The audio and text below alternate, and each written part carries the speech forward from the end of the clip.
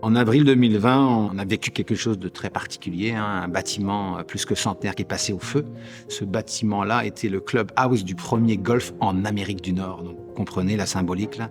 Il y a eu beaucoup de peine, il y a eu beaucoup de tristesse auprès des jeunes, auprès des familles. Et on s'est dit, qu'est-ce qu'on fait ? On a rapidement réfléchi qu'il fallait qu'on rebâtisse rapidement, sachant qu'on avait une école secondaire qui allait se construire. Le projet de Dorval, c'est un projet d'innovation, c'est un projet d'envergure. À la base, au niveau pédagogique, on a réinventé l'école, on a raccourci l'été, on a fait des approches multidisciplinaires, on enseigne les soft skills qui ne se fait dans aucune école, et on voulait un bâtiment qui soit adapté à cette pédagogie-là. Donc on avait besoin d'un entrepreneur qui comprenne notre projet et qui veuille faire les choses différemment. On n'est pas là pour refaire une école qui existe comme ailleurs. Donc, on voulait faire une école carboneutre qui n'existait pas au Canada à l'époque. Donc, on avait besoin de ces joueurs-là qui étaient capables de dire « OK, moi, j'embarque dans un projet innovant et puis je vais me faire challenger, puis on va devoir trouver des solutions innovantes. » Et c'était important pour nous de sélectionner nos entrepreneurs. Toutes les parties prenantes, que ce soit l'équipe du collège, l'équipe école du collège, les professeurs, les professionnels et nous-mêmes, on a pris à cœur le projet. On voit que c'est un projet qui peut faire une réelle différence dans la vie des élèves. Donc, on mettait tous les efforts nécessaires pour que ce soit un succès de la phase de la conception jusqu'à la livraison et post-livraison. C'est une tragédie que l'immeuble a passé au feu, mais c'est de le virer en opportunité puis de réaménager pour que ce soit encore mieux pour les élèves.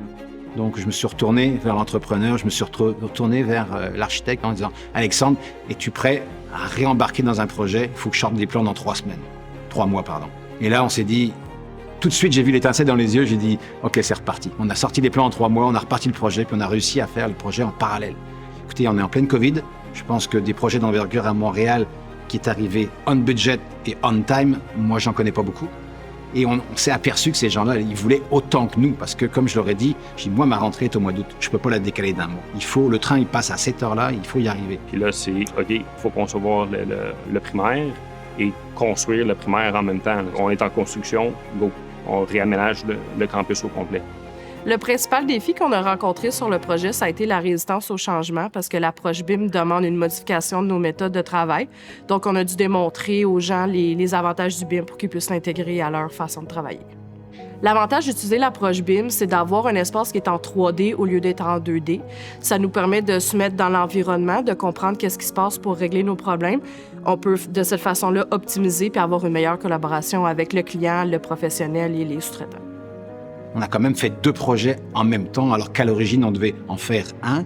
Et toujours, on a senti qu'ils voulaient absolument accoucher de ce projet-là dans les temps. On bétonnait l'autre, donc ce qui nous a permis d'avoir des économies d'échelle, mais seulement un entrepreneur réactif et qui voulait réussir, comme mon architecte, aurait pu être assez game pour jouer ce jeu-là. On a dû faire beaucoup de conception en 3D avec les parties prenantes, les professionnels, les sous-traitants d'impliquer également pour que tous les systèmes rentrent, que ce soit ni vu ni connu des usagers, mais qui profitent d'un confort optimal. Côté technique, qu'on voit un petit peu moins, c'est un immeuble qui est carboneutre, donc à très faible consommation énergétique, qui est beaucoup plus basse que la norme pour un bâtiment de ce type. Où est-ce que je suis assis présentement? C'est un gradin, un espace qui est multifonctionnel, qui permet des présentations, des entrevues, qui permet une collaboration. Les élèves peuvent travailler ensemble, peuvent lire un livre. Tout ça baigné dans une lumière naturelle, depuis une lumière qui est au-dessus de nous, les fenêtres qui sont autour de nous également. C'est un espace qu'on ne retrouve pas dans d'autres immeubles. C'est un des points forts et mon point préféré de l'immeuble. Effectivement, le Collège Sainte-Anne a coûté beaucoup moins cher que ce qui se fait actuellement dans le secteur public. Et quand je vois les chiffres qui sortent, je suis estomaqué des fois. Je dis, si nous, on a réussi à faire une école signée Pierre Thibault quand même, carboneutre à des fois 2 voire 3 fois moins cher qu'ailleurs, on n'est pas magicien, c'est qu'on a fait des choses que je me dis on peut refaire ailleurs.